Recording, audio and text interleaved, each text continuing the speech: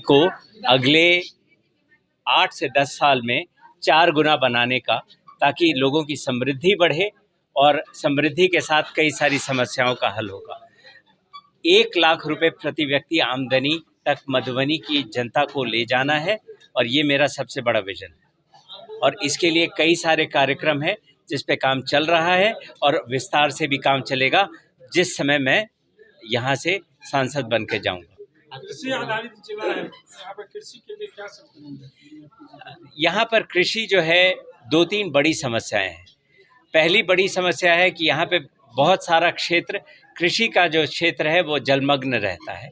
दूसरा ये है कि ज़मीन का बंटवारा बहुत छोटे छोटे टुकड़ों में किया गया है, जिसके कारण कि कृषि पे जो उन्नत रूप से कृषि हो सकती है वो नहीं होती है। और तीसरा ये है कि क्रॉप रोटेशन नहीं किया गया है। तो इन 3 चीज़ों पे फोकस रहेगा जिससे कि कृषि और कृषकों की आमदनी बढ़े। सर, जैसे कि लोकसभा चुनाव में आ रहे हैं आप, तो पोस्टर पे भी देख रहे हैं समाज सेवी विकास कुमार जी, थोड़ा सा बताते सर कि चुनाव में आने से पहले आपने समाज के लिए क्या किया? मैं पिछले 2.5 साल से यहाँ मधुबनी में रह के लोगों के समक्ष रह के लोगों के साथ काम कर रहा हूँ और जैसा कि मैंने बताया सैकड़ों लोगों को मैंने नौकरी देने का काम किया है, जो कि L&T कंपनी के साथ।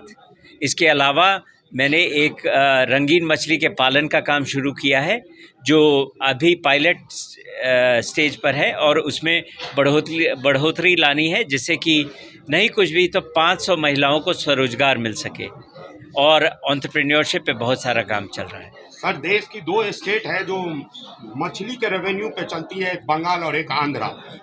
मछली इतना फेमस होने के बावजूद मिथिलांचल में आज भी हर जगह त्राईमान है, ना तो मछली वालों का उन्नति हो रहा है ना तो समाज की। मछली में जियो टैग भी मिल गया।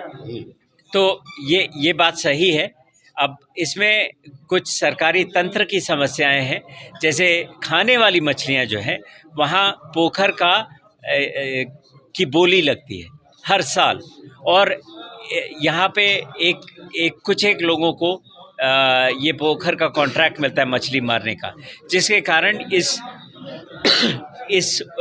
इंडस्ट्री में ज़्यादा बढ़ोतरी नहीं हुई है। तो हमने खाने वाली मछलियों से हट करके रंगीन एक्वेरियम मछलियों के उत्पादन का काम शुरू किया है ताकि सरकारी तंत्र जो है उसकी व्यवस्था में प्रॉब्लम नहीं आए।